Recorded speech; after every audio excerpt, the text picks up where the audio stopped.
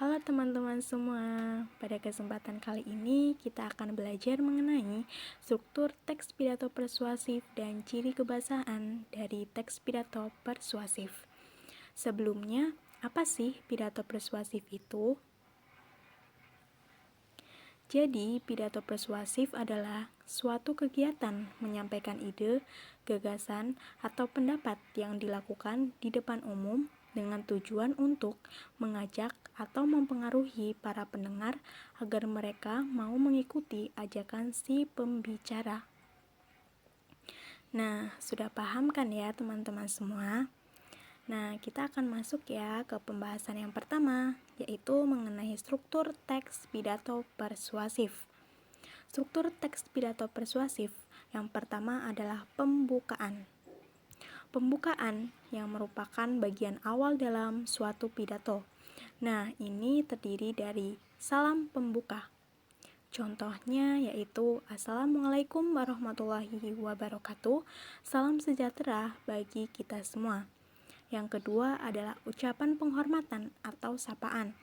Contohnya, yang terhormat Bapak Kepala Sekolah SMP Negeri 1 Sempor, yang saya hormati Bapak Ibu Guru dan staf karyawan-karyawati SMP Negeri 1 Sempor, dan teman-teman semua yang saya sayangi.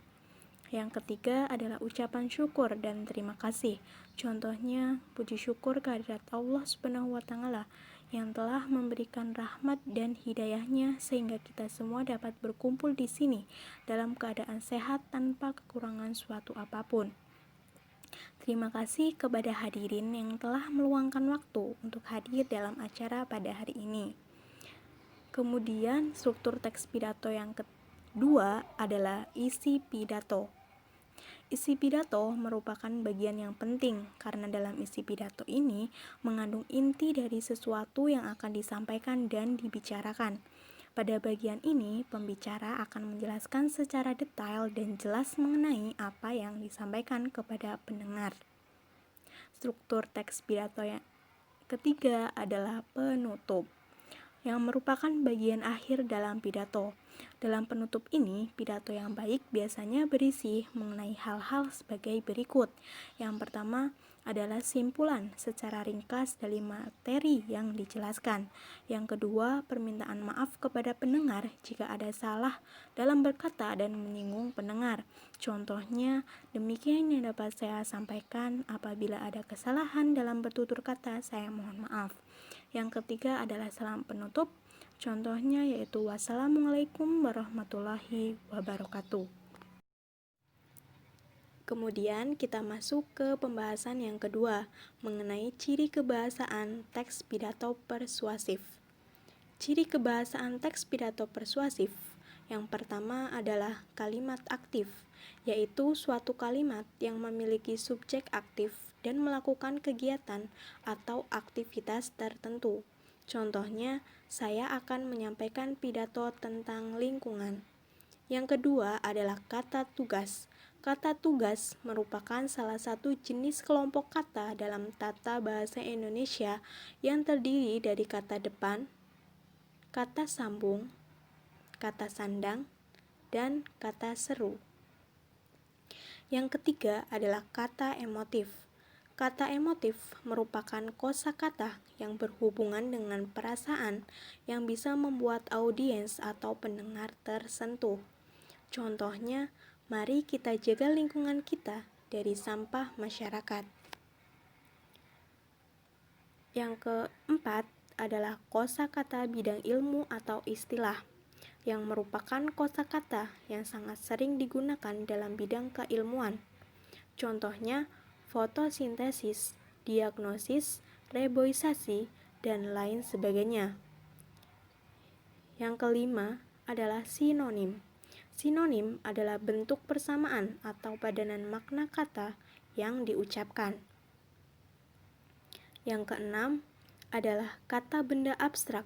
Kata benda abstrak yaitu merupakan kata benda yang tidak ada wujudnya atau sebuah benda yang tidak bisa dilihat oleh mata.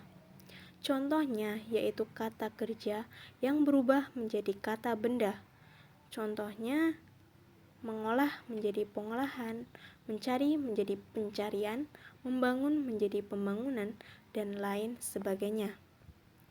Nah, agar teman-teman lebih mudah untuk memahami mengenai struktur teks pidato persuasif dan ciri kebahasaan dari teks pidato persuasif, simak contoh pidato persuasif berikut ini ya. Assalamualaikum warahmatullahi wabarakatuh. Yang terhormat Bapak Kepala Sekolah SMP Negeri 1 Sempor, yang saya hormati Bapak Ibu Guru dan staf karyawan-karyawati SMP Negeri 1 Sempor, dan teman-teman semua yang saya sayangi. Marilah kita panjatkan puja dan puji syukur kehadirat Allah Subhanahu wa Ta'ala yang telah memberikan nikmat dan hidayahnya sehingga kita semua dapat berkumpul pada hari ini dalam keadaan sehat tanpa kekurangan suatu apapun. Pada kesempatan ini, saya akan menyampaikan pidato tentang menjaga kebersihan lingkungan sekolah.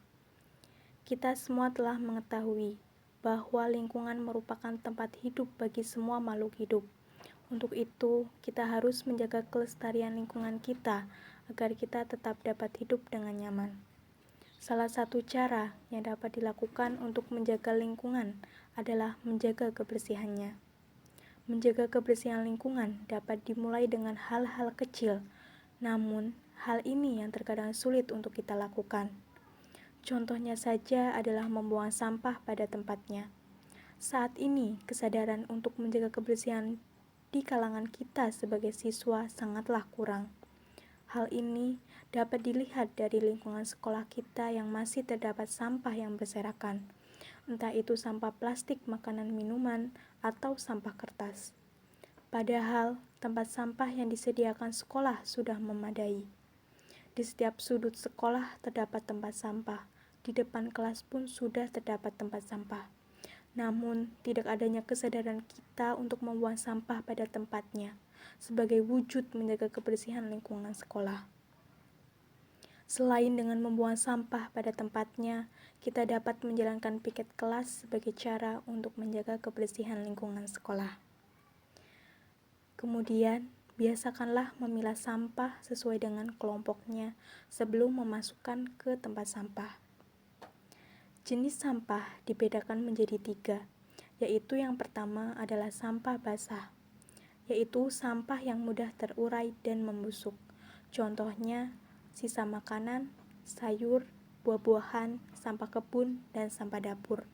Yang kedua, sampah kering, yaitu sampah yang tidak bisa membusuk dan terurai secara ilmiah.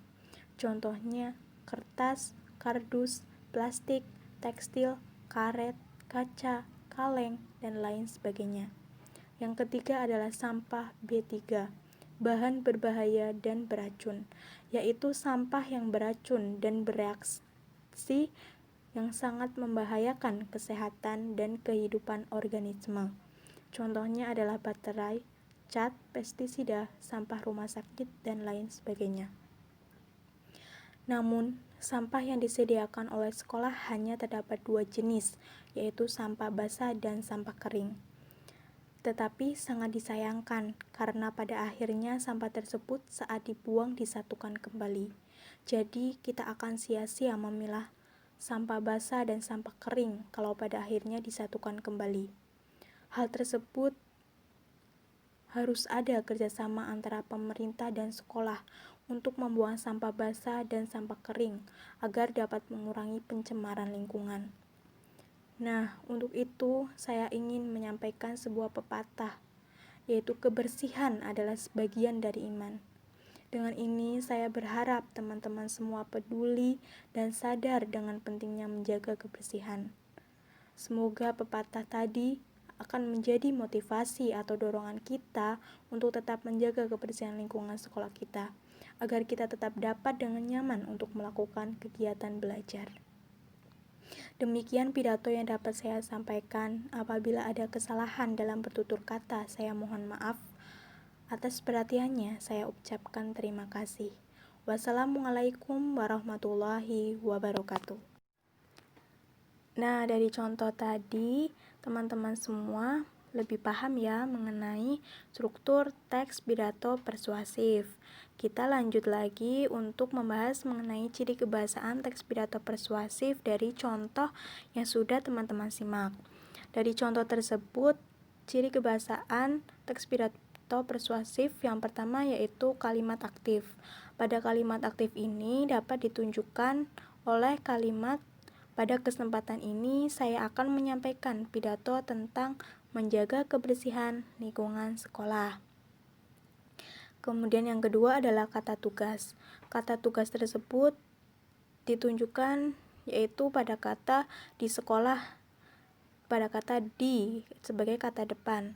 Yang kedua kata sambung. Kata sambung ini ditunjukkan pada kata kemudian. Pada kalimat kemudian biasakan memilah sampah sesuai dengan kelompoknya sebelum memasukkan ke tempat sampah. Yang ketiga kata seru yaitu ditunjukkan pada kata nah. Pada kalimat nah, untuk itu saya ingin menyampaikan sebuah pepatah yaitu kebersihan adalah sebagian dari iman. Kemudian yang ketiga adalah kata emotif. Kata emotif ini ditunjukkan oleh kalimat dengan ini saya berharap teman-teman semua peduli dan sadar dengan pentingnya menjaga kebersihan. Yang keempat adalah kosakata bidang ilmu atau istilah, yaitu pada kata organisme.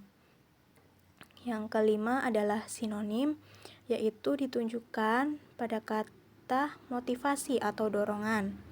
Yang keenam adalah kata benda abstrak, yaitu ditunjukkan pada kata kesadaran, kesalahan, dan kebersihan. Ya, semoga dari contoh pidato yang sudah teman-teman simak tadi, teman-teman semua lebih memahami ya mengenai struktur teks pidato persuasif dan ciri kebahasaan teks pidato persuasif. Selamat belajar.